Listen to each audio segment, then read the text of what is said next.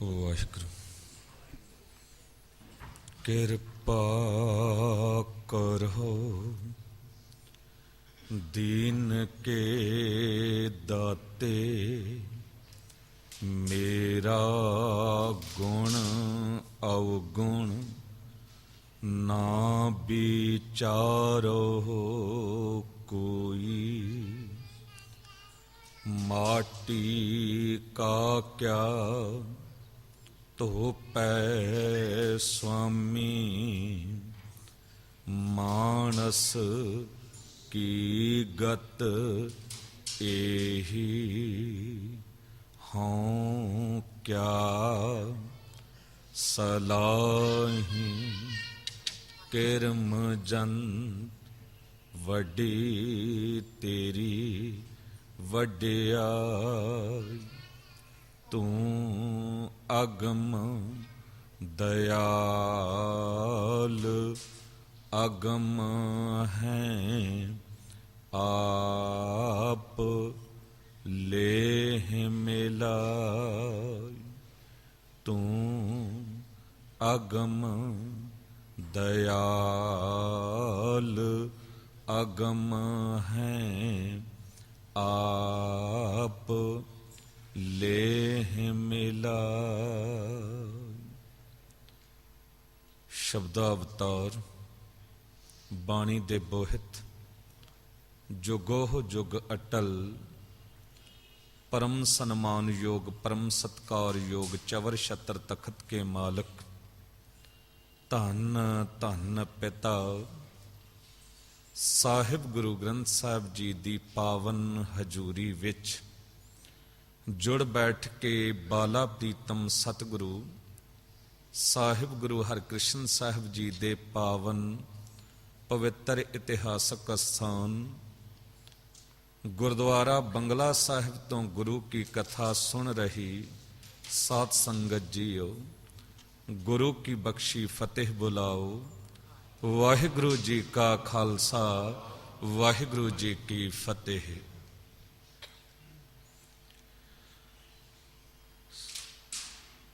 ਜਿੱਥੇ ਬਾਬਾ ਪੈਰ ਧਰੇ ਪੂਜਾ ਆਸਣ ਥਾਪਣ ਸੋਆ। ਇਹ ਵੀ ਕਿਹਾ ਘਰ ਘਰ ਅੰਦਰ ਧਰਮਸ਼ਾਲ ਹੋਵੇ ਕੀਰਤਨ ਸਦਾ ਵਿਸੋਵਾ। ਜਿੱਥੇ ਜਿੱਥੇ ਸਤਿਗੁਰੂ ਗੁਰੂ ਨਾਨਕ ਦੇਵ ਸਾਹਿਬ ਜੀ ਨੇ ਪੈਰ ਰੱਖਿਆ, ਜਿੱਥੇ ਸਤਿਗੁਰੂ ਜੀ ਦੇ ਚਰਨ ਪਏ, ਉਹ ਜਗ੍ਹਾ ਵੀ ਪੂਜਣ ਜੋਗੀ ਹੋ ਗਈ। ਉਸ ਜਗ੍ਹਾ ਨੂੰ ਵੀ ਭਾਗ ਲੱਗ ਗਏ। ਸਤਿਗੁਰੂ ਗੁਰੂ ਗ੍ਰੰਥ ਸਾਹਿਬ ਜੀ ਨੇ ਅੱਜ ਦੀ ਵਿਚਾਰ ਜੋ ਸਾਨੂੰ ਬਖਸ਼ਿਸ਼ ਕੀਤੀ ਹੈ, ਉਹਦੇ ਵਿੱਚ ਇਸੇ ਗੱਲ ਦਾ ਜ਼ਿਕਰ ਹੈ। ਸਾਹਿਬ ਕਹਿੰਦੇ ਜਿੱਥੈ ਜਾਏ ਵਹਿ ਮੇਰਾ ਸਤਿਗੁਰੂ ਸੋ ਥਾਨ ਸੁਹਾਵਾ ਰਾਮ ਰਾਜੇ। ਜਿੱਥੇ ਵੀ ਜਾ ਕੇ ਮੇਰਾ ਸਤਿਗੁਰੂ ਬੈਠਦਾ ਏ, ਉਹ ਅਸਥਾਨ ਸ਼ੋਭਾ ਦੇਣ ਵਾਲਾ ਬਣ ਜਾਂਦਾ ਏ, ਸ਼ੋਭਨੀਕ ਬਣ ਜਾਂਦਾ ਏ। ਸਤਿਗੁਰੂ ਗੁਰੂ ਨਾਨਕ ਦੇਵ ਸਾਹਿਬ ਜੀ ਜਿੱਥੇ ਜਿੱਥੇ ਵਿਚਰੇ, ਜਿੱਥੇ ਜਿੱਥੇ ਪਹੁੰਚੇ, ਜੇ ਸੱਚਾ ਸੌਦਾ ਜਾ ਕੇ ਕੀਤਾ, ਉੱਥੇ ਵੀ ਗੁਰਦੁਆਰਾ ਬਣ ਗਿਆ।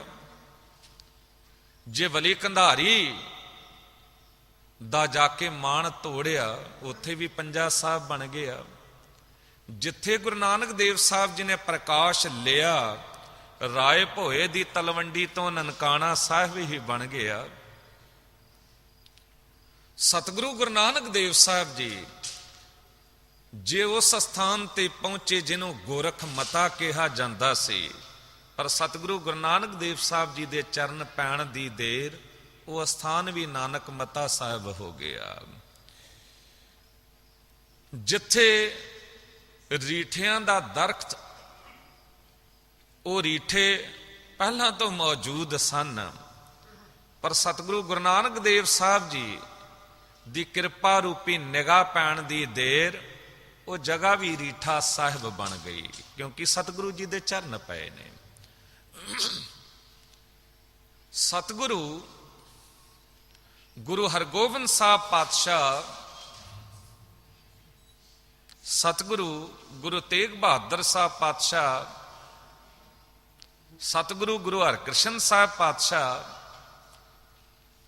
ਜਿੱਥੇ ਜਿੱਥੇ ਵੀ 10 ਗੁਰੂਆਂ ਵਿੱਚੋਂ ਕੋਈ ਪਹੁੰਚਿਆ, ਉੱਥੇ ਉੱਥੇ ਉਹ ਅਸਥਾਨ ਸ਼ੋਭਾ ਦੇਣ ਵਾਲਾ ਬਣ ਗਿਆ, ਭਾਗਾਂ ਵਾਲਾ ਬਣ ਗਿਆ। ਕਿਉਂਕਿ ਜਿੱਥੇ ਵੀ ਗੁਰੂ ਪਹੁੰਚਦਾ ਹੈ ਉੱਥੇ ਨਾਮ ਦੀ ਬਰਕਤ ਆ ਜਾਂਦੀ ਹੈ। ਉੱਥੇ ਉਹ ਗੱਲ ਬਣ ਜਾਂਦੀ ਹੈ, ਜਿੱਥੇ ਨਾਮ ਜਪੀਐ ਪ੍ਰਭ ਪਿਆਰੇ ਸੇ ਅਸਥਲ ਸੋਇਨ ਚੌਬਾਰੇ। ਜਿੱਥੇ ਨਾਮ ਜਪਿਆ ਜਾਂਦਾ ਹੈ ਉਹ ਤਾਂ ਚੁਬਾਰੇ ਵੀ ਸੋਨੇ ਵਰਗੇ ਬਣ ਜਾਂਦੇ ਨੇ। ਤੇ ਜਿੱਥੇ ਬਾਬਾ ਪੈਰ ਧਰੇ ਪੂਜਾ ਆਸਣ ਥਾਪਣ ਸੋਆ। ਜਿੱਥੇ ਜਿੱਥੇ ਗੁਰੂ ਨਾਨਕ ਦੇਵ ਸਾਹਿਬ ਜੀ ਪਹੁੰਚੇ ਉੱਥੇ ਉੱਥੇ ਪੂਜਾ ਹੋਣ ਲੱਗੀ। ਪੂਜਾ ਵਿਖਾਵੇ ਵਾਲੀ ਨਹੀਂ, ਪੱਥਰ ਪੂਜਣੇ ਨਹੀਂ, ਬੁੱਤ ਪੂਜਣੇ ਨਹੀਂ, ਪੂਜਾ ਕੀਚੈ ਨਾਮ ਧਿਆਈਐ। ਉਹ ਵਾਲੀ ਪੂਜਾ, ਪੂਜਾ ਅਕਾਲ ਕੀ ਪਰਚਾ ਸ਼ਬਦ ਕਾ ਦੀਦਾਰ ਖਾਲਸੇ ਕਾ। ਆਰੰਭ ਤੋਂ ਹੀ ਇਹ ਨੀਂਹ ਰੱਖੀ ਗਈ। ਸਤਿਗੁਰੂ ਗੁਰੂ ਹਰਕ੍ਰਿਸ਼ਨ ਸਾਹਿਬ ਪਾਤਸ਼ਾਹ ਜੇ ਕਿਤੇ ਦਿੱਲੀ ਵੱਲ ਵੀ ਤੁਰੇ ਤੇ ਰਸਤੇ ਵਿੱਚ ਟਿਕੇ ਪੰਜੋਖਰੇ, ਤੇ ਗੁਰੂ ਹਰਕ੍ਰਿਸ਼ਨ ਸਾਹਿਬ ਜੀ ਦੀ ਮਹਾਨ ਕਿਰਪਾ ਚਰਨ ਪੈਣ ਦੀ ਦੇਰ ਹੈ, ਉਹ ਅਸਥਾਨ ਵੀ ਪੰਜੋਖਰਾ ਸਾਹਿਬ ਬਣ ਗਿਆ। ਗੁਰੂ ਹਰਕ੍ਰਿਸ਼ਨ ਸਾਹਿਬ ਜੀ ਜੇ ਕਿਤੇ ਇੱਥੇ ਬੰਗਲਾ ਸਾਹਿਬ ਆ ਕੇ ਟਿਕੇ, ਭਾਵੇਂ ਰਾਜਾ ਜੈ ਸਿੰਘ ਮਿਰਜ਼ਾ ਦਾ ਇਹ ਇੱਕ ਬੰਗਲਾ ਹੀ ਸੀ, ਆਮ ਇੱਕ ਮਕਾਨ ਹੀ ਸੀ, ਪਰ ਗੁਰੂ ਹਰਕ੍ਰਿਸ਼ਨ ਸਾਹਿਬ ਜੀ ਦੇ ਚਰਨ ਪੈਣ ਦੀ ਦੇਰ, ਜਿੱਥੇ ਜਾਏ ਬਹਿ ਮੇਰਾ ਸਤਿਗੁਰੂ ਸੋ ਥਾਨ ਸੁਹਾਵਾ ਰਾਮ ਰਾਜੇ। ਉਹ ਅਸਥਾਨ ਇਤਨਾ ਸੋਭਨੀਕ ਅਜੇ ਬਣ ਗਿਆ ਕਿ ਲੱਖਾਂ ਦੀ ਤਾਦਾਦ ਵਿੱਚ ਲੋਕ ਮੱਥਾ ਤਾਂ ਟੇਕ ਰਹੇ ਨੇ, ਪਰ ਐਸੀ ਮਹਾਨ ਕਿਰਪਾ ਹੋਈ ਕਿ ਅੱਜ ਕਰੋੜਾਂ ਦੀ ਤਾਦਾਦ ਵਿੱਚ ਲੋਕ ਇੱਥੋਂ ਕੀਰਤਨ ਤੇ ਕਥਾ ਵੀ ਸੁਣ ਰਹੇ ਨੇ, ਗੁਰੂ ਕਾ ਸ਼ਬਦ ਵੀ ਸੁਣ ਰਹੇ ਨੇ।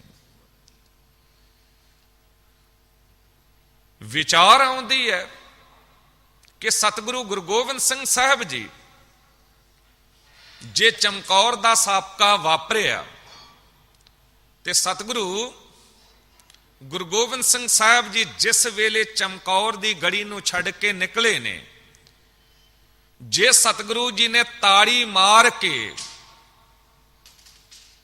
ਉਹਨਾਂ ਨੂੰ ਲਲਕਾਰਿਆ, ਮੁਗਲ ਫੌਜ ਨੂੰ, ਤੇ ਤਾੜੀ ਮਾਰ ਕੇ ਕਿਹਾ ਪੀਰੇ ਹਿੰਦ ਮੇਰਵਦ, ਹਿੰਦ ਦਾ ਪੀਰ ਜਾ ਰਿਹਾ ਹੈ, ਜੇ ਕਿਸੇ ਨੇ ਪਕੜਨਾ ਹੈ ਮੁਕਾਬਲਾ ਕਰਨਾ ਤੇ ਕਰ ਲਵੇ, ਮਤਾਂ ਕਿਤੇ ਬਾਅਦ ਵਿੱਚ ਕੋਈ ਕਵੇ ਕਿ ਚੁੱਪਚਾਪ ਨਿਕਲ ਗਏ ਨੇ। ਤੇ ਜਿੱਥੇ ਸਤਿਗੁਰੂ ਜੀ ਨੇ ਤਾੜੀ ਮਾਰੀ ਉੱਥੇ ਤਾੜੀ ਸਾਹਿਬ ਗੁਰਦੁਆਰਾ ਬਣ ਗਿਆ। ਜਿੱਥੇ ਸਤਿਗੁਰੂ ਜੀ ਨੇ ਜਾ ਕੇ ਇੱਕ ਝਾੜ ਵੇਖ ਕੇ ਉੱਥੇ ਕੁਝ ਸਮਾਂ ਟਿਕ ਕੇ ਆਰਾਮ ਕੀਤਾ, ਤੇ ਅਲਫੂ ਤੇ ਗਾਮੂ ਦੋ ਪਠਾਨ ਉਹਨਾਂ ਨੇ ਪਛਾਣ ਲਿਆ ਤੇ ਰੌਲਾ ਪਾ ਦਿੱਤਾ। ਗੁਰੂ ਗੋਬਿੰਦ ਸਿੰਘ ਸਾਹਿਬ ਜੀ ਨੇ ਉਹਨਾਂ ਨੂੰ ਇਸ਼ਾਰੇ ਨਾਲ ਚੁੱਪ ਕਰਵਾਇਆ, ਚੁੱਪ ਨਾ ਕੀਤੇ ਤੇ ਸਤਿਗੁਰੂ ਜੀ ਨੇ ਇੱਕ ਇੱਕ ਚਪੇੜ ਮਾਰੀ ਤੇ ਆਵਾਜ਼ ਹੀ ਚਲੀ ਗਈ। ਪਰ ਉਸ ਜਗ੍ਹਾ ਤੇ ਵੀ ਜਿੱਥੇ ਝਾੜ ਦੇ ਸਤਿਗੁਰੂ ਜੀ ਨੇ ਆਰਾਮ ਕੀਤਾ, ਉੱਥੇ ਵੀ ਝਾੜ ਸਾਹਿਬ ਗੁਰਦੁਆਰਾ ਬਣ ਗਿਆ।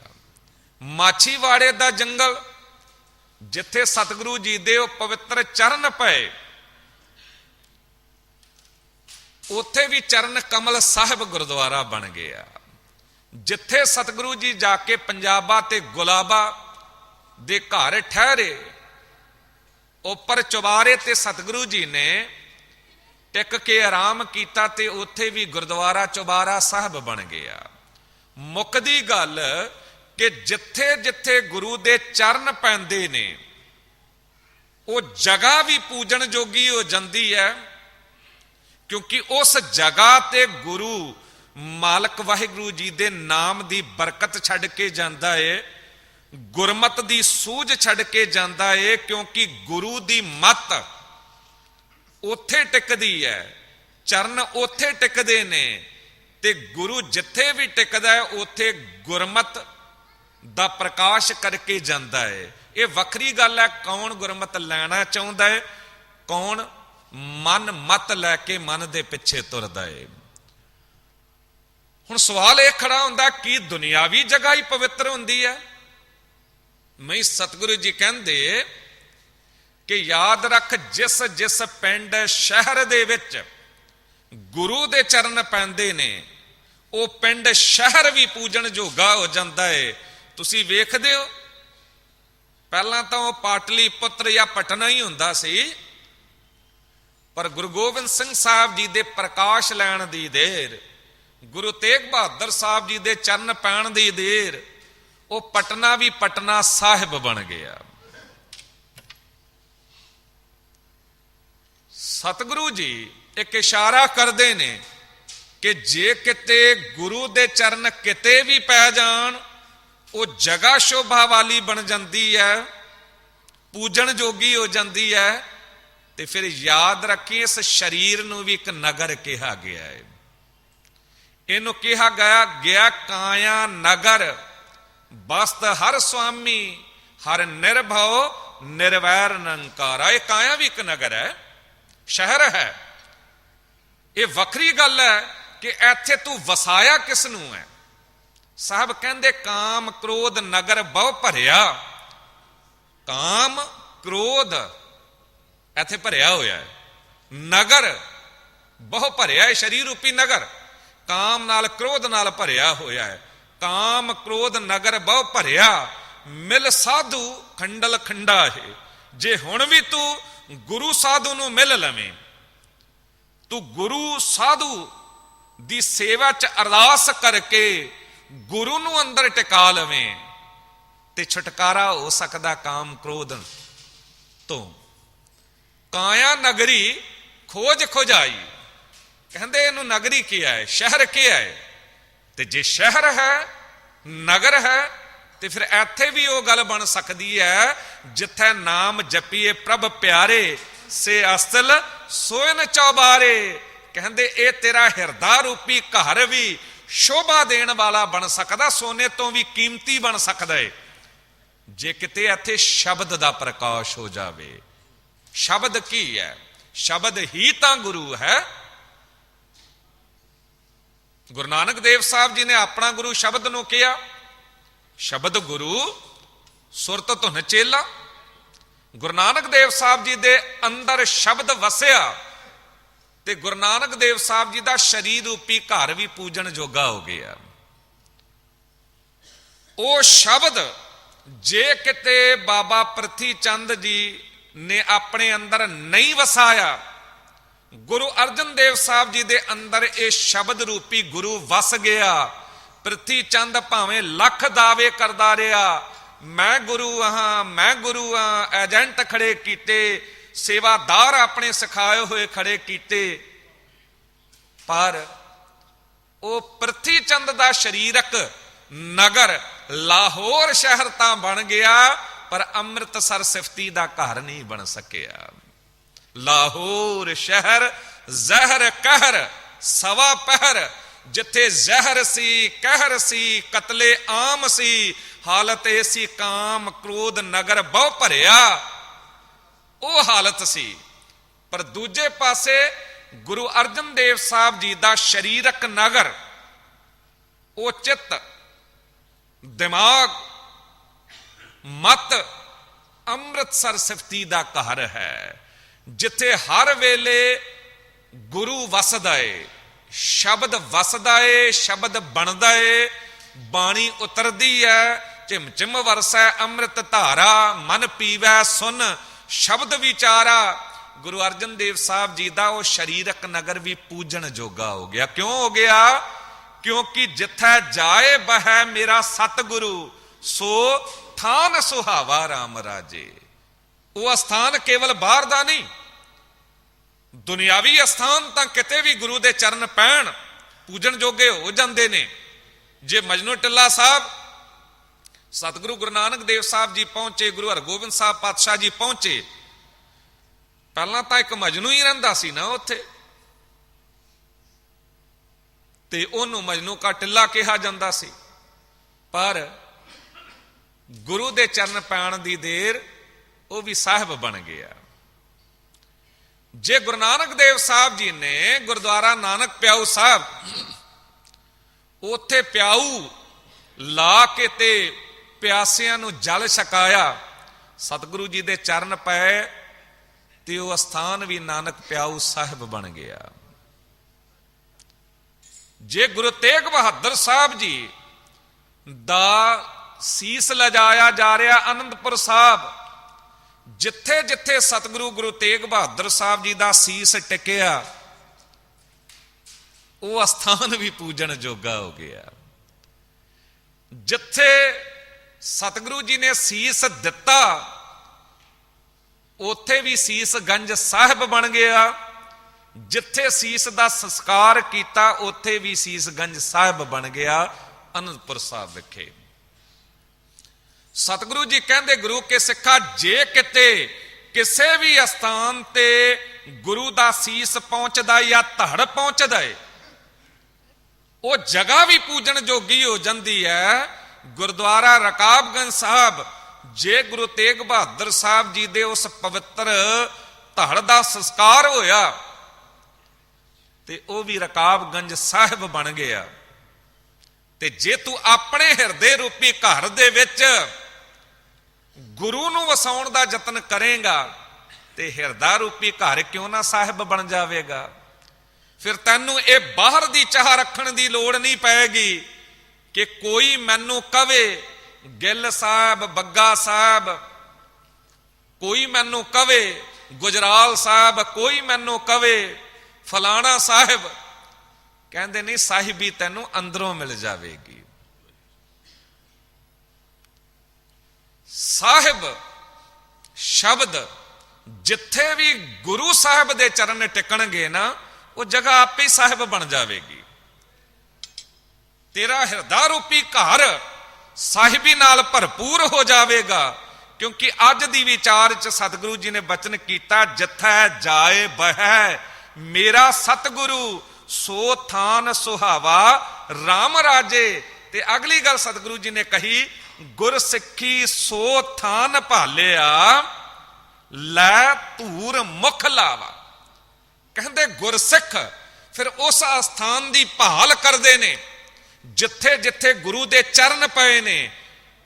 ਤੇ ਕਹਿੰਦੇ ਉਹ ਗੁਰਸਿੱਖ ਫਿਰ ਇੰਨੀ ਕੁ ਸ਼ਰਧਾ ਤੇ ਭਾਵਨਾ ਆਪਣੇ ਅੰਦਰ ਰੱਖਦੇ ਨੇ ਕਿ ਜਿੱਥੇ ਜਿੱਥੇ ਗੁਰੂ ਦੇ ਚਰਨ ਪਏ ਨੇ ਨਾ, ਉਸ ਧਰਤੀ ਦੀ ਚਰਨ ਧੂੜ ਲੈ ਕੇ ਵੀ ਆਪਣੇ ਮਸਤਕ ਨੂੰ ਲਾਉਂਦੇ ਨੇ।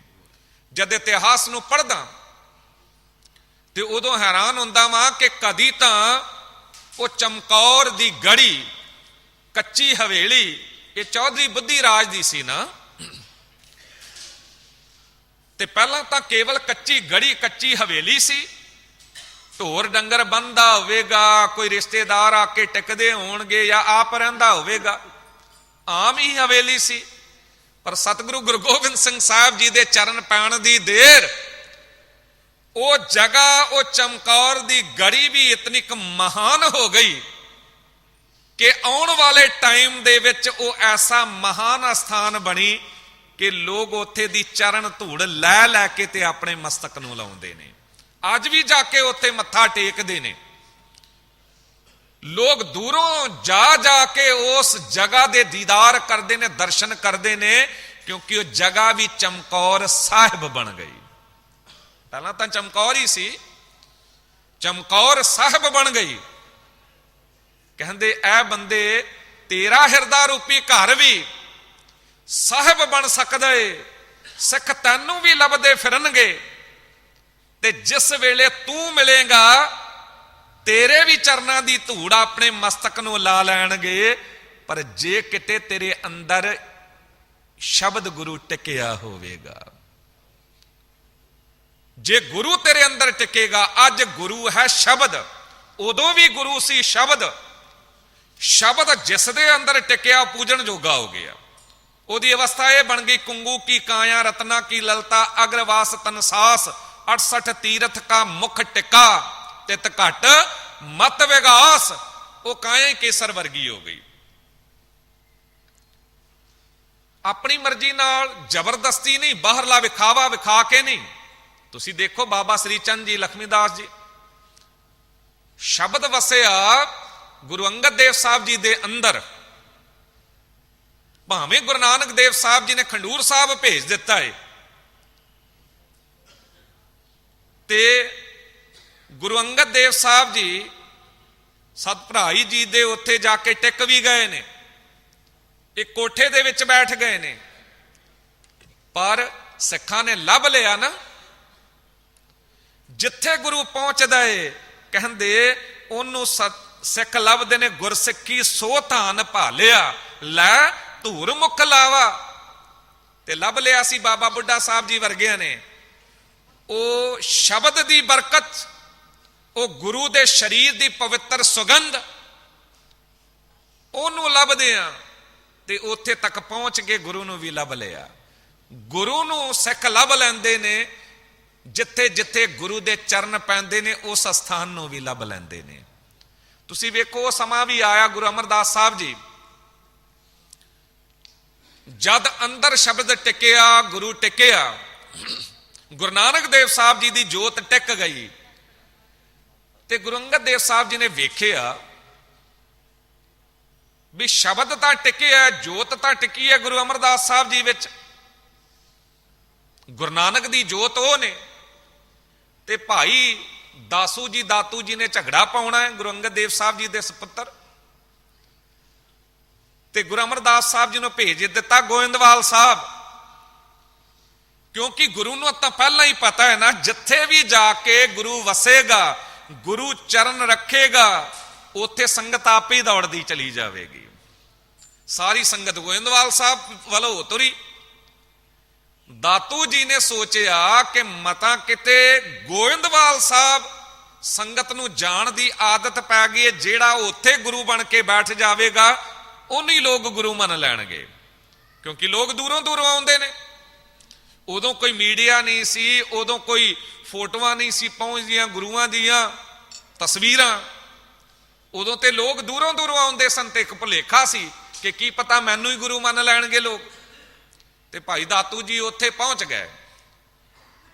ਇਤਿਹਾਸ ਤਾਂ ਇੱਥੇ ਤੱਕ ਗਵਾਹੀ ਦਿੰਦਾ ਹੈ ਕਿ ਗੁਰੂ ਅਮਰਦਾਸ ਸਾਹਿਬ ਜੀ ਸੰਗਤ ਦੇ ਵਿੱਚ, ਸਤਿਗੁਰੂ ਜੀ ਬਰਾਜੇ ਹੋਏ ਨੇ ਤਖਤ ਤੇ, ਸੰਗਤ ਬੈਠੀ ਹੈ ਤੇ ਭਰੀ ਸੰਗਤ ਦੇ ਵਿੱਚ ਜਾ ਕੇ ਭਾਈ ਦਾਤੂ ਜੀ ਨੇ ਲੱਤ ਦਾ ਪ੍ਰਹਾਰ ਵੀ ਕੀਤਾ ਹੈ, ਕਿਉਂਕਿ ਜੀਵਨ ਹੈ ਕਾਮ ਕ੍ਰੋਧ ਨਗਰ ਬਹੁ ਭਰਿਆ, ਅੰਦਰ ਕਾਮ ਹੈ, ਕ੍ਰੋਧ ਹੈ, ਈਰਖਾ ਦੀ ਅੱਗ ਹੈ, ਤੇ ਲੱਤ ਦਾ ਪ੍ਰਹਾਰ ਕਰ ਦਿੱਤਾ।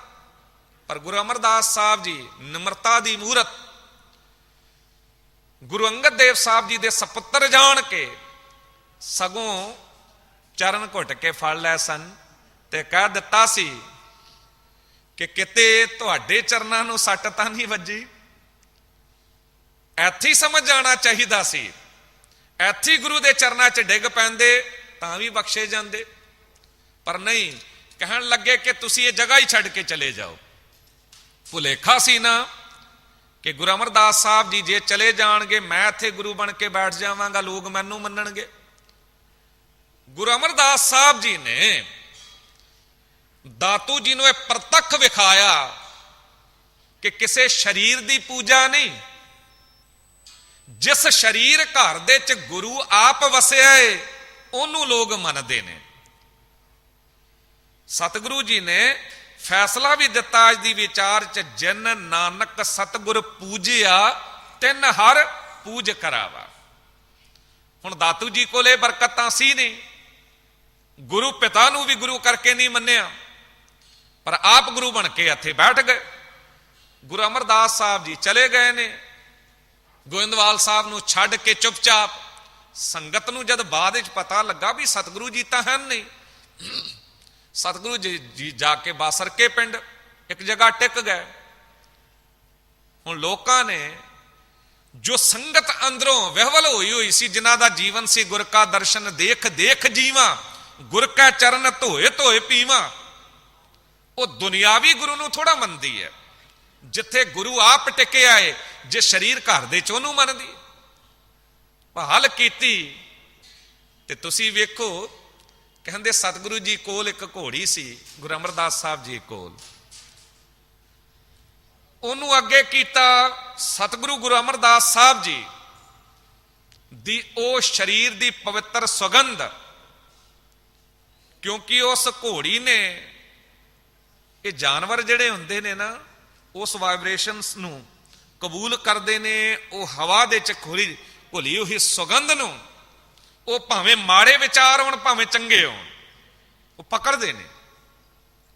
ਕਹਿੰਦੇ ਅੱਗੇ ਅੱਗੇ ਤੁਰੀ, ਪਿੱਛੇ ਪਿੱਛੇ ਸੰਗਤ, ਤੇ ਜਾ ਕੇ ਗੁਰੂ ਅਮਰਦਾਸ ਸਾਹਿਬ ਜੀ ਦੇ ਚਰਨਾਂ ਚ ਪਹੁੰਚ ਗਏ। ਲੱਭ ਲਿਆ ਗੁਰ ਸਿੱਖੀ ਸੋ ਧਨ ਭਾਲਿਆ, ਲੈ ਧੂੜ ਮੁਖ ਲਾਵਾ। ਜਿੱਥੇ ਗੁਰੂ ਅਮਰਦਾਸ ਸਾਹਿਬ ਜੀ ਬੈਠੇ ਬੰਦਗੀ ਕਰ ਰਹੇ ਸਨ, ਉੱਥੇ ਪਹੁੰਚ ਗਿਆ ਚਰਨਾਂ ਤੇ ਮੱਥਾ ਟੇਕ ਕੇ ਉਸ ਜਗ੍ਹਾ ਦੀ ਧੂੜ ਵੀ ਲੈ ਕੇ ਮਸਤਕ ਨੂੰ ਲਾ ਲਈ। ਯਾਦ ਰੱਖਿਓ, ਪਾਖੰਡ ਵਾਲੀ ਗੱਲ ਨਹੀਂ ਵੀ ਜਿੱਥੇ ਮਰਜੀ ਮੱਥਾ ਟੇਕ ਦਿੱਤਾ, ਨਹੀਂ। ਉੱਥੇ ਭਾਵਨਾ ਇਹ ਹੈ ਕਿ ਗੁਰੂ ਦੇ ਚਰਨ ਪਏ ਨੇ। ਜਿੱਥੇ ਬਾਬਾ ਪੈਰ ਧਰਿਆ, ਪੂਜਾ ਆਸਣ ਥਾਪਣ ਸੋਆ, ਕਿਉਂਕਿ ਉੱਥੇ ਵੀ ਸਜਦਾ ਉਸ ਜਗ੍ਹਾ ਨੂੰ ਨਹੀਂ ਕੀਤਾ ਜਾ ਰਿਹਾ, ਵਾਹਿਗੁਰੂ ਜੀ ਦੇ ਨਾਮ ਨੂੰ ਕੀਤਾ ਜਾ ਰਿਹਾ ਹੈ, ਗੁਰੂ ਦੇ ਚਰਨਾਂ ਨੂੰ ਕੀਤਾ ਜਾ ਰਿਹਾ ਹੈ। ਗੁਰਸਿੱਖੀ ਸੋ ਥਾਨ ਭਾਲਿਆ, ਲੱਭ ਲੈਂਦੇ ਨੇ, ਭਾਵੇਂ ਜਿਤਨੇ ਮਰਜੀ ਯਤਨ ਕਰਨੇ ਪੈਣ। ਆਪ ਨੂੰ ਪਤਾ ਹੋਵੇ, ਜਦ ਚਮਕੌਰ ਸਾਹਿਬ ਦਾ ਸਾਕਾ ਵਾਪਰਿਆ, 40 ਦੇ ਕਰੀਬ ਸਿੰਘ ਸ਼ਹੀਦ ਹੋਏ, ਉੱਥੇ 2 ਸਾਹਿਬਜ਼ਾਦੇ ਵੀ ਸ਼ਹੀਦੀਆਂ ਪ੍ਰਾਪਤ ਕਰ ਗਏ। ਤੇ ਜ਼ਾਲਮ ਹਕੂਮਤ ਨੇ ਕਹਿ ਦਿੱਤਾ ਸੀ ਕਿ ਇਹਨਾਂ ਦਾ ਕੋਈ ਸੰਸਕਾਰ ਵੀ ਨਹੀਂ ਕਰੇਗਾ। ਪਰ ਭੈਣ ਸ਼ਰਨ ਕੌਰ ਜੀ ਨੇ ਆਪਣੇ ਆਪ ਨੂੰ ਕੁਰਬਾਨ ਕਰਦਿਆਂ ਜਾਨ ਦੀ ਬਾਜੀ ਲਾ ਕੇ ਵੀ ਸੰਸਕਾਰ ਕੀਤਾ। ਰਾਤ ਦੇ ਵੇਲੇ ਜੰਗ ਦਾ ਮੈਦਾਨ ਹੈ, ਲੋਥਾਂ ਤੇ ਲੋਥਾਂ ਚੜੀਆਂ ਨੇ, ਜਿਤਨਾ ਮਰਜੀ ਕੋਈ ਦਲੇਰ ਬੰਦਾ ਕਿਉਂ ਨਾ ਹੋਵੇ, ਪਰ ਜੇ ਕਿਤੇ ਰਾਤ ਵੇਲੇ ਜਿੱਥੇ ਲਾਸ਼ਾਂ ਹੀ ਲਾਸ਼ਾਂ ਨੇ ਉੱਥੇ ਪਹੁੰਚੇ, ਤਾਂ ਵੀ ਹੋ ਸਕਦਾ ਹੈ ਕਿ ਉਹਦਾ ਹਿਰਦਾ ਕੰਬ ਜਾਵੇ ਜਾਂ ਬੇਹੋਸ਼ ਹੋ ਕੇ ਡਿੱਗ ਜਾਵੇ। ਪਰ ਭੈਣ ਜੀ ਸ਼ਰਨ ਕੌਰ ਜੀ ਨੇ ਇੱਕ ਇੱਕ ਸਿੰਘ ਨੂੰ ਉਹਨਾਂ ਲੋਥਾਂ ਵਿੱਚੋਂ ਲੱਭ ਲੱਭ ਕੇ ਤੇ ਇੱਕ ਜਗ੍ਹਾ ਇਕੱਠਾ ਕੀਤਾ, 2 ਸਾਹਿਬਜ਼ਾਦਿਆਂ ਨੂੰ, ਤੇ ਉੱਥੇ ਜਦ ਸੰਸਕਾਰ ਕੀਤਾ ਤੇ ਜਿਹੜੇ ਫੌਜੀ ਆਪਣੇ ਆਪਣੇ ਤੰਬੂਆਂ 'ਚ ਸੁੱਤੇ ਹੋਏ ਸਨ, ਅੱਗ ਦੇ ਭਾਂਬੜ ਵੇਖ ਕੇ ਤੇ ਜਾਗੇ। ਤੇ ਭੈਣ ਜੀ ਹੁਣੀ ਪਾਠ ਕਰ ਰਹੇ ਸਨ, ਆ ਕੇ ਪੁੱਛਿਆ ਕਿ ਕੌਣ ਹੈ ਤੂੰ, ਪਰ ਬੋਲੇ ਕੁਝ ਨਾ। 16 ਸਾਹਿਬ ਦਾ ਪਾਠ ਹੋ ਰਿਹਾ ਤੇ ਉਹਨਾਂ ਨੇ ਭੈਣ ਸ਼ਰਨ ਕੌਰ ਜੀ ਨੂੰ ਵੀ ਚੱਕ ਕੇ ਜੀਂਦਿਆਂ ਜੀ ਉਸੇ ਲਾਂਬੋ 'ਚ ਸਿੱਟ ਕੇ ਸ਼ਹੀਦ ਕਰ ਦਿੱਤਾ ਸੀ। ਦਾਸ ਅਰਜ ਕਰ ਰਿਹਾ ਕਿ ਉਹ ਅਸਥਾਨ ਜਿੱਥੇ ਸੰਸਕਾਰ ਹੋਇਆ ਤੇ ਹਕੂਮਤ ਨੇ ਕਹਿ ਦਿੱਤਾ ਸੀ ਕਿ ਇਹ ਜਿਹੜੇ ਅਸਥ ਨੇ, ਰਾਖ ਹੈ, ਇਹਨਾਂ ਨੂੰ ਵੀ ਕੋਈ ਨਹੀਂ ਸੰਭਾਲੇਗਾ। ਜੇ ਕੋਈ ਸੰਭਾਲਣ ਲਈ ਅੱਗੇ ਆਵੇਗਾ ਉਹਦੀ ਵੀ ਹਾਲਤ ਇਹ ਕੀਤੀ ਜਾਵੇਗੀ। ਪਰ ਮਰਜੀਵੜੇ ਪਰਵਾਹ ਥੋੜੀ ਕਰਦੇ ਨੇ ਜੋ ਗੁਰੂ ਤੋਂ ਆਪਣੇ ਆਪ ਨੂੰ ਕੁਰਬਾਨ ਕਰਨ ਵਾਲੇ ਹੁੰਦੇ ਨੇ। ਕਹਿੰਦੇ ਇੱਕ ਸਿੱਖ ਨਿਤਰਿਆ, ਉਹਨੇ ਪਰਵਾਹ ਨਹੀਂ ਕੀਤੀ। ਕਰਮ ਸਿੰਘ ਹਿਸਟੋਰੀਅਨ ਨੇ ਇਸ ਗੱਲ ਨੂੰ ਲਿਖਿਆ ਤੇ ਕਹਿੰਦੇ ਉੱਥੇ ਟੋਵਾ ਪੁੱਟ ਕੇ ਤੇ ਉੱਥੇ ਹੀ ਉਹ ਅਸਥ ਤੇ ਰਾਖ ਆਦਿਕ ਦਬਾ ਦਿੱਤੀ ਸੀ। ਤੇ ਗੁਰੂ ਗੋਬਿੰਦ ਸਿੰਘ ਸਾਹਿਬ ਜੀ ਦੇ ਚਰਨਾਂ 'ਚ ਅਰਦਾਸ ਕੀਤੀ ਕਿ ਦਸਮ ਪਿਤਾ, ਜੇ ਕੋਈ ਸਮਾਂ ਆਵੇਗਾ ਤੇ ਸਿੱਖ ਇਸ ਅਸਥਾਨ ਨੂੰ ਵੀ ਲੱਭਣਗੇ, ਕਿਉਂਕਿ ਇੱਥੇ ਤੁਹਾਡੇ ਚਰਨ ਪਏ ਨੇ, ਇੱਥੇ ਤੁਹਾਡੇ ਸਾਹਿਬਜ਼ਾਦਿਆਂ ਦੀ ਸ਼ਹੀਦੀਆਂ, ਸਿੰਘਾਂ ਦੀ ਸ਼ਹੀਦੀਆਂ ਤੇ ਸੰਸਕਾਰ ਹੋਏ ਨੇ, ਇੱਥੇ ਵੀ ਯਾਦਗਾਰ ਜ਼ਰੂਰ ਬਣੇਗੀ। ਬੜਾ ਲੰਮਾ ਸਮਾਂ ਬੀਤ ਗਿਆ ਇਸ ਗੱਲ ਨੂੰ, ਪਰ ਸਿੱਖ ਲੱਭਦੇ ਸਨ ਕਿ ਉਹ ਅਸਥਾਨ ਕਿਹੜਾ ਹੈ ਜਿੱਥੇ ਕਿ ਉਹਨਾਂ ਸਿੰਘਾਂ ਦੀ ਤੇ ਸਾਹਿਬਜ਼ਾਦਿਆਂ ਦਾ ਸੰਸਕਾਰ ਕੀਤਾ ਗਿਆ ਸੀ। ਬੇਲਾ ਪਿੰਡ ਦਾ ਰਹਿਣ ਵਾਲਾ ਚੌਧਰੀ ਦਿਆਲ ਸਿੰਘ ਲੱਭਦਿਆਂ ਲੱਭਦਿਆਂ ਇੱਕ ਦਿਨ ਇਹਨੂੰ ਕਿਤੇ ਉਹ ਬਜ਼ੁਰਗ ਮਿਲ ਪਿਆ। ਪਤਾ ਲੱਗਿਆ ਇਸ ਅਸਥਾਨ ਦਾ ਲੱਭਦਿਆਂ ਲੱਭਦਿਆਂ ਕਿ ਇਹ ਉਹ ਜਗ੍ਹਾ ਹੈ ਜਿੱਥੇ ਗੁਰੂ ਕੇ ਸਾਹਿਬਜ਼ਾਦੇ, ਗੁਰੂ ਕੇ ਲਾਲ ਤੇ ਸਿੰਘਾਂ ਦਾ ਸੰਸਕਾਰ ਹੋਇਆ ਸੀ। ਸਤਿਗੁਰੂ ਜੀ ਇਸ ਸਥਾਨ ਤੇ ਚਮਕੌਰ ਦੀ ਗੜੀ ਟਿਕੇ ਸਨ। ਉੱਥੇ ਤਾਂ ਗੁਰਦੁਆਰੇ ਬਣੇ, ਜਿੱਥੇ ਤਾੜੀ ਮਾਰੀ ਉੱਥੇ ਵੀ ਗੁਰਦੁਆਰਾ ਬਣਿਆ, ਜਿੱਥੇ ਝਾੜ ਦੇ ਨੇੜੇ ਸਤਿਗੁਰੂ ਜੀ ਨੇ ਆਰਾਮ ਕੀਤਾ ਉੱਥੇ ਵੀ ਗੁਰਦੁਆਰਾ ਬਣਿਆ। ਪਰ ਇੱਥੇ ਵੀ ਬੜਾ ਲੰਮਾ ਸਮਾਂ ਪਾ ਕੇ ਬਾਅਦ ਜਾ ਕੇ ਇੱਥੇ ਵੀ ਗੁਰਦੁਆਰਾ ਬਣ ਗਿਆ, ਕਿਉਂਕਿ ਸਿੱਖ ਲੱਭਦੇ ਨੇ। ਚੌਧਰੀ ਦਿਆਲ ਸਿੰਘ ਨੇ ਆਪਣੀ ਸਾਰੀ ਜਾਇਦਾਦ ਵੇਚ ਵਟ ਕੇ ਸਭ ਕੁਝ ਇਕੱਠਾ ਕਰਕੇ ਤੇ ਇੱਥੇ ਆ ਕੇ ਗੁਰਦੁਆਰਾ ਬਣਾਉਣਾ ਆਰੰਭ ਕਰ ਦਿੱਤਾ। ਤੇ ਜਦ ਗੁਰਦੁਆਰਾ ਬਣ ਗਿਆ, ਕਾਰ ਸੇਵਾ ਕਰਨ ਵਾਲੇ ਲੋਕ ਦੂਰੋਂ ਦੂਰੋਂ ਆਉਂਦੇ ਸਨ। ਤੇ ਸ਼ਾਮਾਂ ਦਾ ਵੇਲਾ ਸੀ। ਕਹਿੰਦੇ ਇੱਕ ਦਿਨ ਸਤਿਗੁਰੂ ਗੁਰੂ ਗ੍ਰੰਥ ਸਾਹਿਬ ਜੀ ਦੇ ਸਾਹਮਣੇ ਅਰਦਾਸ ਹੋਣੀ ਸੀ ਤੇ ਅਰਦਾਸੀਏ ਸਿੱਖ ਨੂੰ ਭਾਈ ਦਿਆਲ ਸਿੰਘ ਜੀ ਕਹਿਣ ਲੱਗੇ, ਗੁਰੂ ਕੇ ਸਿੰਘਾ ਇੱਕ ਅਰਦਾਸ ਕਰ ਦੇਂਗਾ ਮੇਰੀ ਗੁਰੂ ਦੇ ਅੱਗੇ।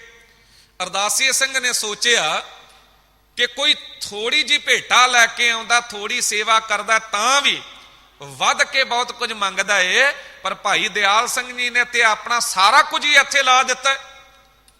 ਗੁਰੂ ਤੋਂ ਤੇ ਬੇਅੰਤ ਬਰਕਤਾਂ ਇਹਨੂੰ ਮਿਲਣੀਆਂ ਚਾਹੀਦੀਆਂ ਨੇ। ਉਹਨੇ ਕਿਹਾ, ਭਾਈ ਸਾਹਿਬ ਜੀ ਜੋ ਮੰਗੋ ਮਿਲੇਗਾ, ਕਿਉਂਕਿ ਤੁਸੀਂ ਬੇਅੰਤ ਸੇਵਾਵਾਂ ਕੀਤੀਆਂ ਨੇ ਗੁਰੂ ਦਰਬਾਰ ਲਈ, ਆਪਣਾ ਸਭ ਕੁਝ ਹੀ ਲਾ ਦਿੱਤਾ ਏ। ਮੰਗੋ ਕੀ ਮੰਗਦੇ ਹੋ? ਰਲ ਕੇ ਸੰਗਤ ਨਾਲ ਅਰਦਾਸ ਕਰਦੇ ਆ। ਤੇ ਦਿਆਲ ਸਿੰਘ ਨੇ ਜੋ ਮੰਗ ਮੰਗੀ, ਇੱਕ ਵਾਰੀ ਸੰਗਤ ਦਾ ਵੀ ਹਿਰਦਾ ਕੰਬ ਗਿਆ।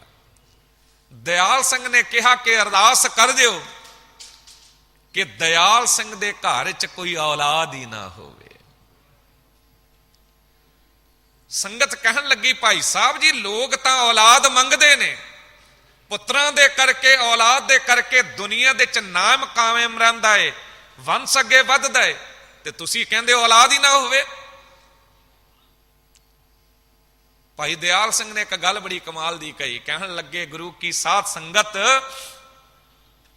ਜਦ ਵੀ ਕੋਈ ਅਸਥਾਨ ਕਿਸੇ ਜਗ੍ਹਾ ਨੂੰ ਕੋਈ ਬਣਾਉਂਦਾ ਹੈ, ਕੋਈ ਸੇਵਾ ਕਰਾਉਂਦਾ ਹੈ, ਐਸਾ ਵੀ ਹੋ ਜਾਂਦਾ ਕਿ ਅੱਗੇ ਚੱਲ ਕੇ ਉਹਦੀ ਔਲਾਦ ਵਿੱਚੋਂ ਕੋਈ ਪੁੱਤਰ ਪੋਤਰੇ ਇਹ ਦਾਵਾ ਪੇਸ਼ ਕਰ ਦਿੰਦੇ ਨੇ ਕਿ ਇਸ ਅਸਥਾਨ ਨੂੰ ਮੇਰੇ ਦਾਦੇ ਨੇ, ਮੇਰੇ ਪਿਤਾ ਨੇ ਬਣਵਾਇਆ ਸੀ, ਮੇਰਾ ਤਾਂ ਕੁਝ ਵੀ ਨਹੀਂ ਹੈ, ਸਭ ਕੁਝ ਦਸ਼ਮੇਸ਼ ਪਿਤਾ ਦਾ, ਸਤਿਗੁਰੂ ਦਾ, ਉਹਦਾ ਦਿੱਤਾ ਹੀ ਉਸ ਸਥਾਨ ਤੇ ਲਾਇਆ। ਤੇ ਜੇ ਕਿਤੇ ਮੇਰੀ ਔਲਾਦ ਵਿੱਚ ਕੋਈ ਇਹੋ ਜਿਹਾ ਆਕਰਤ ਕਣ ਪੈਦਾ ਹੋ ਗਿਆ ਤੇ ਜਿਹਨੇ ਦਾਵਾ ਪੇਸ਼ ਕਰ ਦਿੱਤਾ ਤੇ ਗੁਰੂ ਨੂੰ ਮੈਂ ਕੀ ਮੂੰਹ ਵਿਖਾਵਾਂਗਾ, ਇਸ ਕਰਕੇ ਮੈਂ ਚਾਹੁੰਦਾ ਔਲਾਦ ਹੀ ਨਾ ਹੋਵੇ।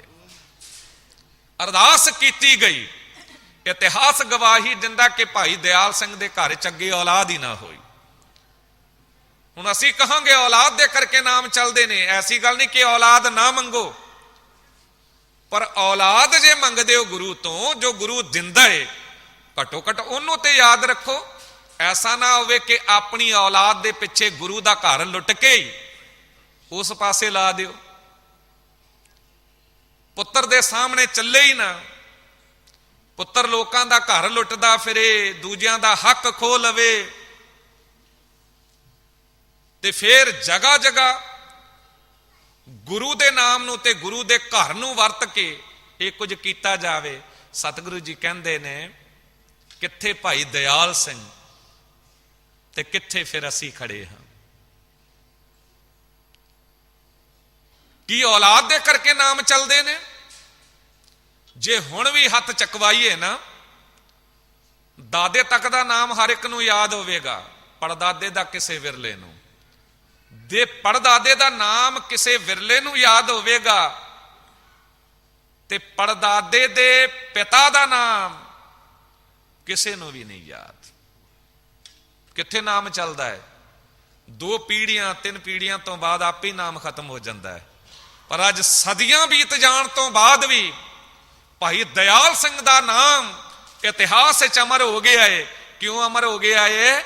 ਕਿਉਂਕਿ ਗੁਰੂ ਨੂੰ ਅੰਦਰ ਟਿਕਾਇਆ, ਗੁਰੂ ਨੂੰ ਹਿਰਦੇ 'ਚ ਵਸਾਇਆ, ਤੇ ਉਸ ਅਸਥਾਨ ਨੂੰ ਲੱਭਿਆ।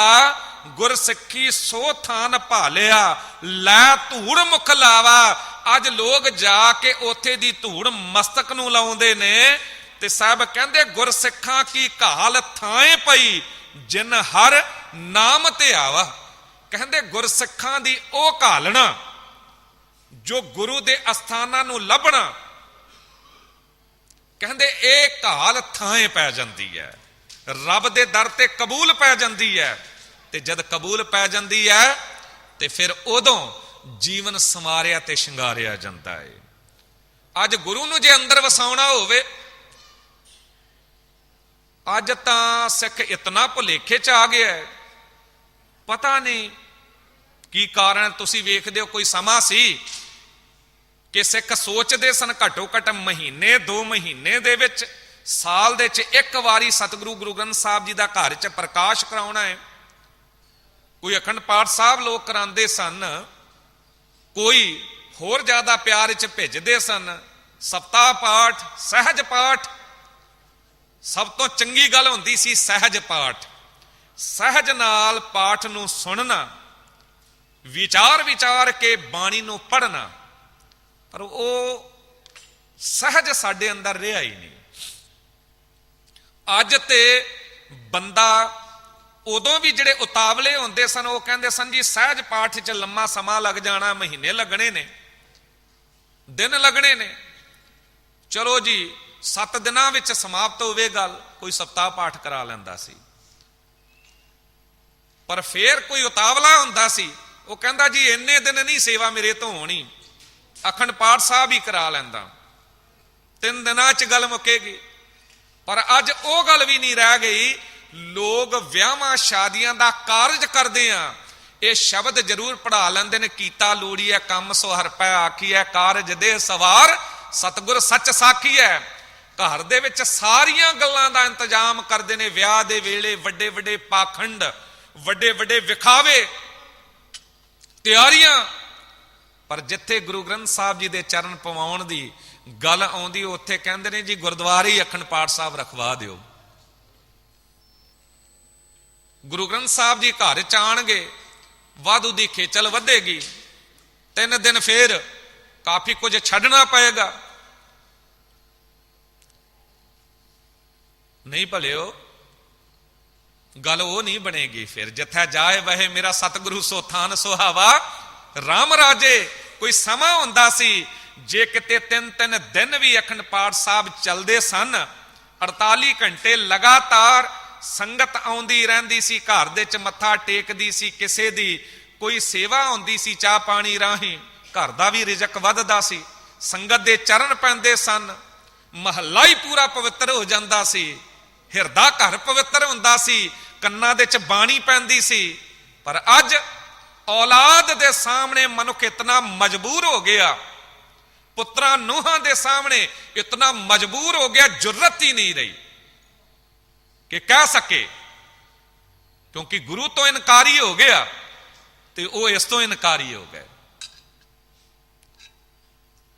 ਅੰਦਰਲੇ ਘਰ ਨੂੰ ਸੰਵਾਰਨਾ ਸ਼ਿੰਗਾਰਨਾ ਹੀ ਭੁੱਲ ਗਏ ਆ, ਬਾਹਰ ਦੇ ਘਰ ਨੂੰ ਬਹੁਤ ਸ਼ਿੰਗਾਰ ਰਹੇ ਆ, ਸੰਵਾਰ ਰਹੇ ਆ, ਤੇ ਸ਼ਿੰਗਾਰਨ ਸੰਵਾਰਨ ਲਈ ਵੀ ਸਾਡੀ ਸੋਚ ਕੁਝ ਹੋਰ ਬਣ ਗਈ ਹੈ ਵੀ ਨੰਗੀਆਂ ਤਸਵੀਰਾਂ ਲਾਉਣੀਆਂ, ਵੱਡੀਆਂ ਵੱਡੀਆਂ ਸ਼ਰਾਬ ਦੀਆਂ ਬੋਤਲਾਂ ਘਰ ਦੇ ਚ ਸਜਾਉਣੀਆਂ। ਸ਼ਾਇਦ ਅਸੀਂ ਇਸ ਨੂੰ ਸ਼ਿੰਗਾਰ ਸਮਝ ਲਿਆ ਹੈ। ਸਰੀਰ ਨੂੰ ਬਾਹਰੋਂ ਸ਼ਿੰਗਾਰਦੇ ਆ, ਅੰਦਰੋਂ ਨਹੀਂ ਸ਼ਿੰਗਾਰਨਾ, ਅੰਦਰੋਂ ਪਵਿੱਤਰ ਹੋਣ ਦੀ ਗੱਲ ਹੀ ਨਹੀਂ ਸੋਚੀ। ਤੁਸੀਂ ਵੇਖਦੇ ਹੋ ਬੰਦਾ ਬਾਹਰ ਨੂੰ ਸ਼ਿੰਗਾਰਨ ਲਈ ਕਿਤਨਾ ਕੁਝ ਕਰ ਰਿਹਾ। ਅੱਜ ਬਿਊਟੀ ਪਾਰਲਰ ਹੋਰ ਪਤਾ ਨਹੀਂ ਕਿਤਨਾ ਕਿ ਵਪਾਰ ਵੱਧ ਗਿਆ ਹੈ। ਫਿਰ ਬੰਦਾ ਲੋਕਾਂ ਨੂੰ ਭੁਲੇਖਾ ਪਾਉਣ ਲਈ ਕਈ ਵਾਰੀ ਇਹ ਵੀ ਸੋਚਦਾ ਮੈਂ ਬੁੱਢਾ ਨਾ ਨਜ਼ਰ ਆਵਾਂ, ਤੇ ਕੇਸ ਵੀ ਕਾਲੇ ਕਰਦਾ ਹੈ। ਪਰ ਦੂਜਿਆਂ ਨੂੰ ਭੁਲੇਖਾ ਥੋੜਾ ਪਾ ਸਕਦਾ ਹੈ, ਭੁਲੇਖਾ ਤੇ ਬੰਦਾ ਆਪਣੇ ਆਪ ਨੂੰ ਪਾ ਰਿਹਾ ਹੁੰਦਾ ਹੈ। ਲੋਕਾਂ ਨੂੰ ਤਾਂ ਪਤਾ ਲੱਗ ਜਾਂਦਾ ਹੈ, ਜਦ ਪੋਤਰਾ ਆ ਕੇ ਗਲਵਕੜੀ ਚ ਲੈਂਦਾ ਹੋਰ ਲੋਕਾਂ ਦੇ ਸਾਹਮਣੇ, ਤੇ ਲੋਕਾਂ ਨੂੰ ਪਤਾ ਲੱਗ ਹੀ ਜਾਂਦਾ ਹੈ ਕਿ ਕਿੰਨੀ ਕੁ ਉਮਰ ਹੈ। ਮਹਾਰਾਜਾ ਰਣਜੀਤ ਸਿੰਘ ਦੇ ਦਰਬਾਰ ਵਿੱਚ ਇੱਕ ਸ਼ੇਖ ਆਇਆ, ਬਜ਼ੁਰਗ ਸੀ ਪਰ ਕੇਸ ਕਾਲੇ ਕੀਤੇ ਹੋਏ ਸਨ, ਤੇ ਮਹਾਰਾਜਾ ਰਣਜੀਤ ਸਿੰਘ ਨੇ ਸਹਿਜ ਹੀ ਗੱਲ ਕਹਿ ਦਿੱਤੀ, ਹੈ ਅਭੀ ਵੀ ਮਨ में गुनाह करने की चाह, ਕਿ ਸ਼ੇਖ ਨੇ ਕੇਸ ਕਾਲੇ ਕੀਏ। ਅਸਲ ਵਿੱਚ ਜੇ ਬੰਦਾ ਆਪਣੇ ਅੰਦਰ ਨੂੰ ਸਵਾਰਨ ਸ਼ਿੰਗਾਰਨ ਤੇ ਆ ਜਾਵੇ ਨਾ, ਫਿਰ ਇਹਨਾਂ ਚੀਜ਼ਾਂ ਦੀ ਲੋੜ ਵੀ ਨਹੀਂ ਪੈਣੀ। ਸੁੰਦਰਤਾ ਅੰਦਰੋਂ ਨਿਕਲਣੀ ਹੈ। ਗੁਰਬਾਣੀ ਦੇ ਵਿੱਚ ਤੇ ਕਿਹਾ ਗਿਆ ਹੈ, ਹੰਸ ਉਲੱਥੇ ਆਏ। ਹੰਸ ਸ਼ਬਦ ਵਰਤਿਆ ਚਿੱਟੇ ਕੇਸਾਂ ਲਈ। ਤੇ ਚਿੱਟੇ ਕੇਸ ਜਿੱਥੇ ਆਣ, ਕਹਿੰਦੇ ਉੱਤੇ ਇਉਂ ਜਾਣੋ ਹੰਸ ਆ ਕੇ ਬੈਠ ਰਹੇ ਨੇ। ਹੰਸ ਕਿੱਥੇ ਬੈਠਦੇ ਨੇ? ਜਿੱਥੇ ਮਾਨ ਸਰੋਵਰ ਹੁੰਦਾ ਹੈ। ਮਾਨ ਸਰੋਵਰ ਦੇ ਵਿੱਚ ਗੰਦਗੀ ਨਹੀਂ ਹੁੰਦੀ, ਕੇਵਲ ਪਵਿੱਤਰਤਾ ਹੀ ਪਵਿੱਤਰਤਾ ਹੁੰਦੀ ਹੈ। ਸਤਿਗੁਰੂ ਜੀ ਕਹਿੰਦੇ ਯਾਦ ਰੱਖ, ਇਸ ਤਰ੍ਹਾਂ ਤੂੰ ਆਪਣੇ ਆਪ ਨੂੰ ਬੁੱਢਾ ਹੋਣ ਤੋਂ ਬਚਾ ਨਹੀਂ ਸਕਦਾ, ਕਿਉਂਕਿ ਕਹਿ ਦਿੱਤਾ ਨਾ, ਸਿਰ ਪਲਾ ਦਾੜੀ ਪਲੀ ਮੁੱਛਾਂ ਵੀ ਪਲੀਆਂ, ਰੇ ਮਨ ਗਹਿਲੇ ਬਾਉਲੇ ਮਾਣੇ ਕਿਆ ਰਲੀਆਂ। ਇਹ ਤਾਂ ਨਿਸ਼ਾਨੀ ਸੀ ਕਿਤੇ ਤੈਨੂੰ ਜਗਾਉਣ ਦੀ, ਪਾਪ ਤੋਂ ਬਚਾਉਣ ਦੀ। ਕਿਤੇ ਨਾ ਕਿਤੇ ਬਚ ਜਾਂਦਾ, ਪਰ ਤੂੰ ਤੇ ਰਸਤਾ ਹੀ ਹੋਰ ਲੱਭ ਲਿਆ। ਕਹਿੰਦੇ ਨਹੀਂ, ਬੁੱਢਾ ਹੋਵਾ ਸ਼ੇਖ ਫਰੀਦ ਕੰਮਣ ਲੱਗੀ ਦੇ, ਜੇ 100 ਵਰਿਆਂ ਜੀਵਣਾ ਭੀਤਨ ਹੋਸੀ ਖੇ। ਇੱਕ ਦਿਨ ਤਾਂ ਸਰੀਰ ਨੇ ਮਿੱਟੀ ਹੋ ਹੀ ਜਾਣਾ ਹੈ, ਪਰ ਹੈਰਾਨਗੀ ਉਦੋਂ ਹੁੰਦੀ ਹੈ ਕਿ ਕੋਈ 80-85 ਸਾਲ ਦਾ ਬਜ਼ੁਰਗ ਜਾਂ ਬਜ਼ੁਰਗ ਮਾਤਾ ਵੀ ਹੱਥ 'ਚ ਖੁੰਡੀ ਹੈ, ਤੇ ਹਾਲਤ ਇਹ ਵੀ ਬਣ ਗਈ ਵੀ ਪੈਰ ਵੀ ਵਿੰਗੇ ਟੇਢੇ ਹੋ ਗਏ ਨੇ, ਤੁਰਿਆ ਨਹੀਂ ਜਾ ਰਿਹਾ, ਫਿਰ ਵੀ ਅੰਦਰ ਇੱਕ ਚਾਹ ਹੈ ਕਿ ਮੈਂ ਜਵਾਨ ਨਜ਼ਰ ਆਵਾਂ। ਸਤਿਗੁਰੂ ਜੀ ਕਹਿੰਦੇ, ਜੇ ਤੂੰ ਜਵਾਨ ਨਜ਼ਰ ਆਉਣਾ ਚਾਹੁੰਦਾ ਹੈ ਨਾ, ਤੇ ਇੱਕ ਕੰਮ ਕਰ, ਗੁਰੂ ਨੂੰ ਅੰਦਰ ਵਸਾ ਲੈ, ਗੁਰੂ ਦੇ ਸ਼ਬਦ ਨੂੰ ਅੰਦਰ ਵਸਾ ਲੈ, ਫਿਰ ਕਦੀ ਬੁੱਢਾ ਹੋਵੇਂਗਾ ਹੀ ਨਹੀਂ। ਗੁਰਮੁਖ ਬੁੱਢੇ ਕਦੇ ਨਹੀਂ, ਜਿਨਾ ਅੰਤਰ ਸੁਰਤ ਗਿਆਨ। ਫਿਰ ਤੇਰਾ ਹਿਰਦਾ ਰੂਪੀ ਘਰ ਬਣ ਜਾਵੇਗਾ, ਜਿੱਥੇ ਜਾਏ ਬਹੇ ਮੇਰਾ ਸਤਿਗੁਰੂ, ਸੋ ਥਾਨ ਸੁਹਾਵਾ RAM ਰਾਜੇ। ਕੱਲ ਕਿਸੇ ਘਰ ਵਿੱਚ ਕੋਈ ਗੁਰਸਿੱਖ ਪਰਿਵਾਰ ਕਹਿਣ ਲੱਗਾ, ਜੀ ਬੱਚੇ ਤਾਂ ਪੜ੍ਹੇ ਲਿਖੇ ਨੇ, ਅੰਮ੍ਰਿਤਧਾਰੀ ਨੇ, ਤੇ ਬੜੀ ਚੰਗੀ ਨੌਕਰੀਆਂ ਕਰ ਰਹੇ ਨੇ, ਕਿਸੇ ਗੱਲ ਦਾ ਘਾਟਾ ਨਹੀਂ, ਪਰ ਬੱਚੀਆਂ ਐਸੀਆਂ ਚਾਹੀਦੀਆਂ ਨੇ ਜੋ ਰੋਮਾਂ ਦੀ ਬੇਅਦਬੀ ਨਾ ਕਰਦੀਆਂ ਹੋਣ। ਕੋਈ ਗਿਆਨੀ ਜੀ ਐਸੀਆਂ ਬੱਚੀਆਂ ਦੱਸੋ। ਸੱਚ ਜਾਣਿਓ ਕਹਿਣਾ ਪੈ ਗਿਆ ਕਿ ਬਹੁਤ ਮੁਸ਼ਕਲ ਗੱਲ ਹੈ, ਨਹੀਂ ਹੋ ਸਕੇਗਾ, ਕਿਉਂਕਿ ਐਸੇ ਯਤਨ ਪਹਿਲਾਂ ਵੀ ਕੀਤੇ ਨੇ। ਇੱਕ ਦੋ ਬੱਚੇ ਐਸੇ ਸਨ ਗੁਰਸਿੱਖ ਪਰਿਵਾਰਾਂ ਦੇ।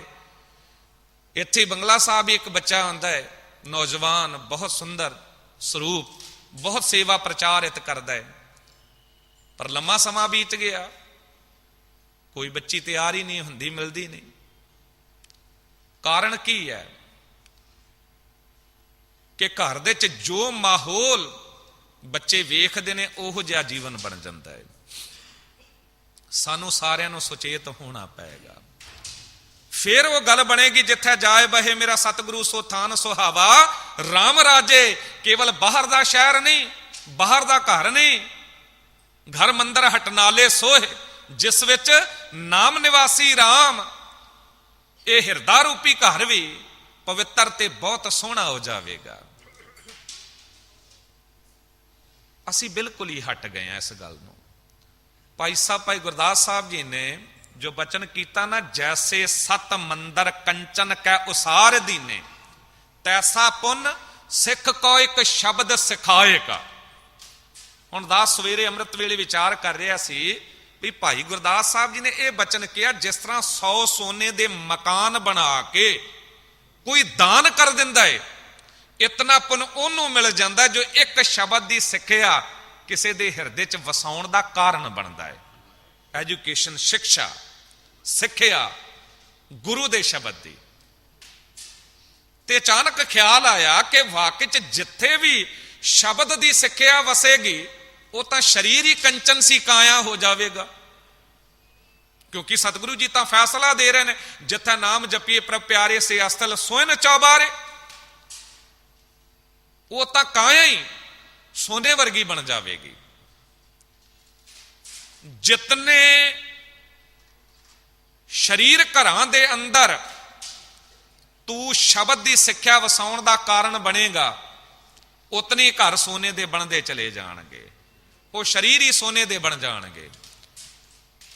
ਇਹ ਜਿਸ ਵੇਲੇ ਨਾ ਆਪਾਂ 300 ਸਾਲਾ ਗੁਰਗੱਦੀ ਦਿਵਸ ਮਨਾਇਆ ਸਤਿਗੁਰੂ ਗੁਰੂ ਗ੍ਰੰਥ ਸਾਹਿਬ ਜੀ ਦਾ, ਦਿੱਲੀ ਸਿੱਖ ਗੁਰਦੁਆਰਾ ਪ੍ਰਬੰਧਕ ਕਮੇਟੀ ਵੱਲੋਂ ਬੜੇ ਉਪਰਾਲੇ ਕੀਤੇ ਗਏ, ਹੋਰ ਸੰਸਥਾਵਾਂ ਨੇ ਵੀ ਕੀਤੇ, ਪਰ ਜੋ ਵਿਸ਼ੇਸ਼ ਤੌਰ ਤੇ ਦਿੱਲੀ ਸਿੱਖ ਗੁਰਦੁਆਰਾ ਪ੍ਰਬੰਧਕ ਕਮੇਟੀ ਵੱਲੋਂ ਉਪਰਾਲੇ ਕੀਤੇ ਗਏ ਵੀ ਸਤਿਗੁਰੂ ਗੁਰੂ ਗ੍ਰੰਥ ਸਾਹਿਬ ਜੀ ਦੇ ਵਿੱਚ ਜਿੰਨੇ ਗੁਰੂਆਂ ਸਿੱਖਾਂ ਮਹਾਂਪੁਰਖਾਂ ਦੀ ਬਾਣੀ ਹੈ,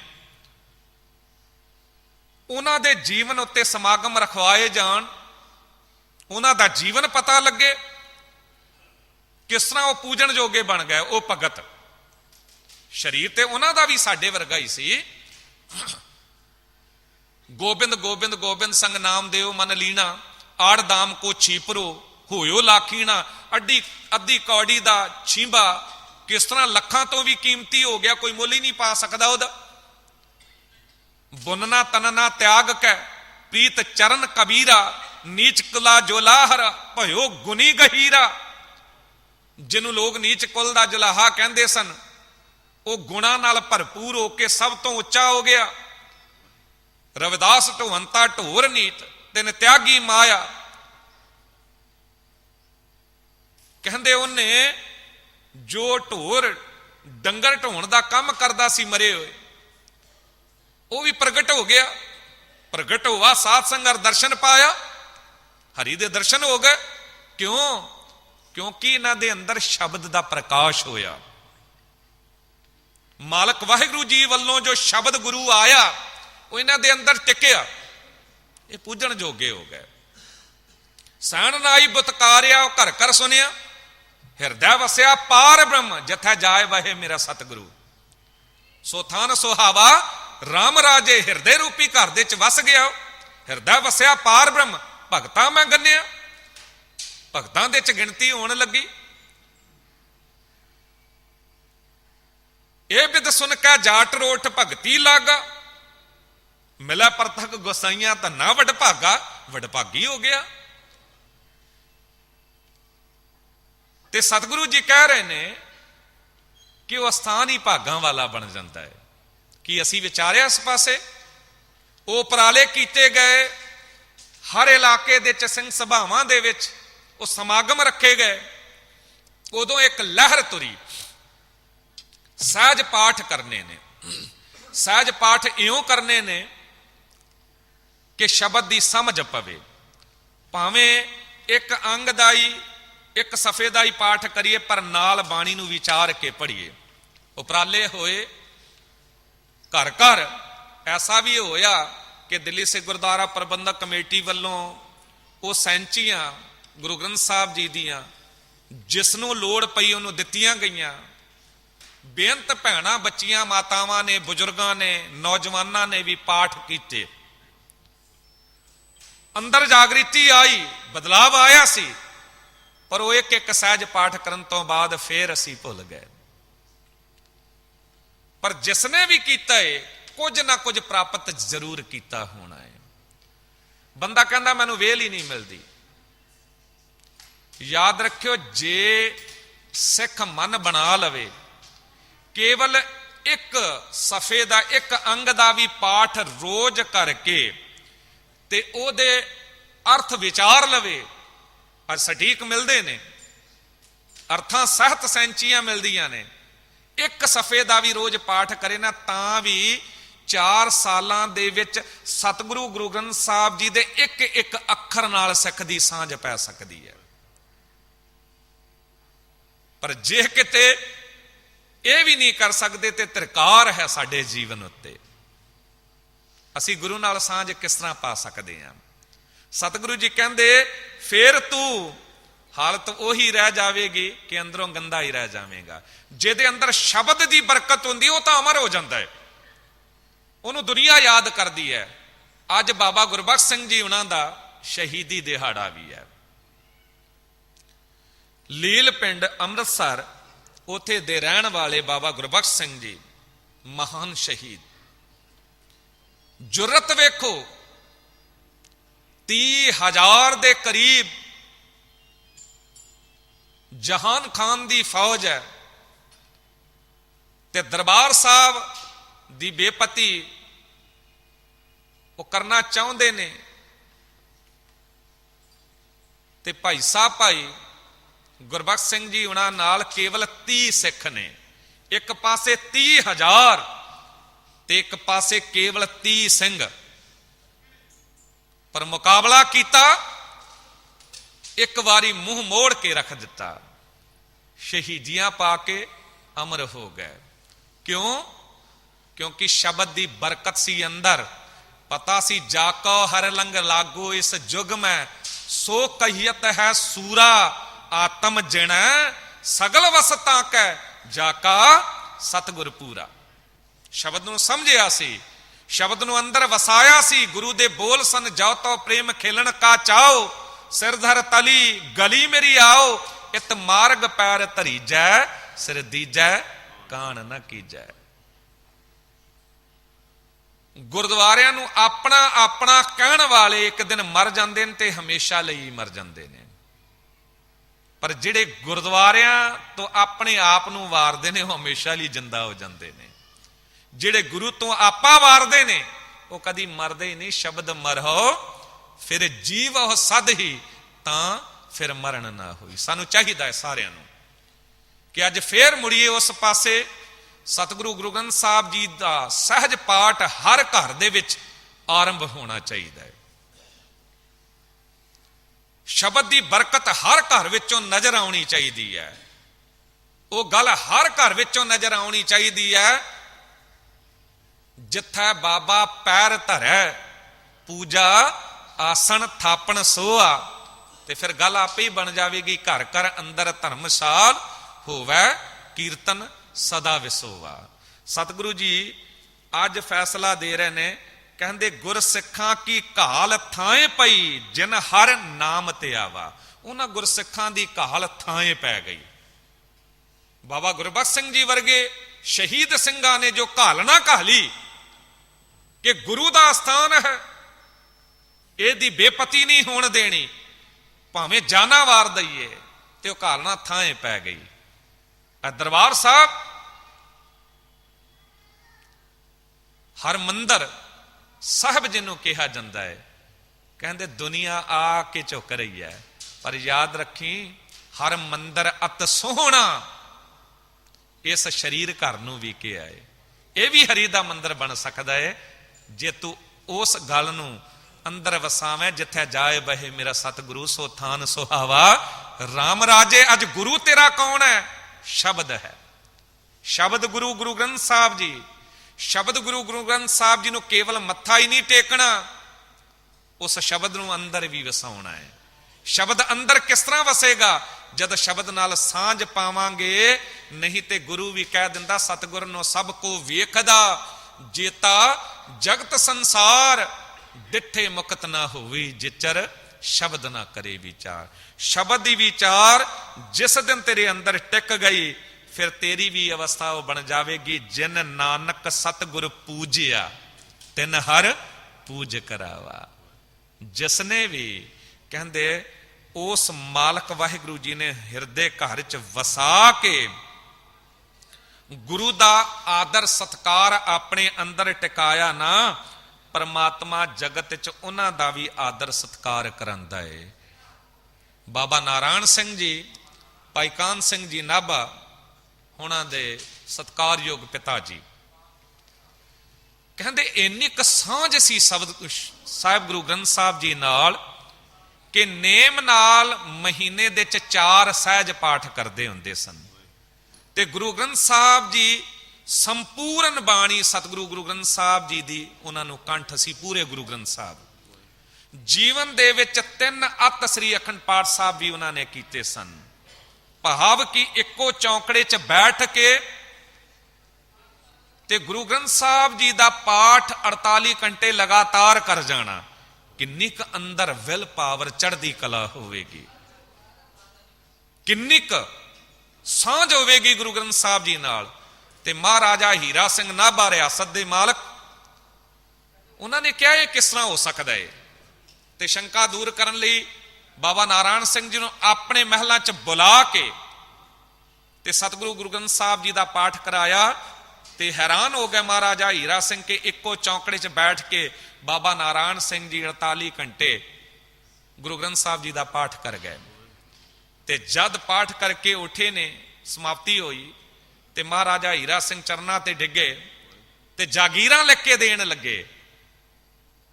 ਤੇ ਬਾਬਾ ਨਾਰਾਇਣ ਸਿੰਘ ਨੇ ਕਿਹਾ ਤੂੰ ਮਹਾਰਾਜਾ ਹੋਵੇਂਗਾ ਆਪਣੇ ਕਰ ਲਈ, ਇਹ ਪਾਠ ਮੈਂ ਤੇਰੀ ਜਾਗੀਰਾਂ ਲੈਣ ਲਈ ਨਹੀਂ ਕੀਤਾ ਹੈ, ਇਹ ਤਾਂ ਗੁਰੂ ਦੀ ਸਾਂਝ ਹੈ। ਗੁਰੂ ਗ੍ਰੰਥ ਸਾਹਿਬ ਜੀ ਨੇ ਆਪ ਮੈਨੂੰ ਆਪਣੀ ਗੋਦ 'ਚ ਬਿਠਾਇਆ ਹੈ, ਹਿੰਮਤ ਦਿੱਤੀ ਹੈ।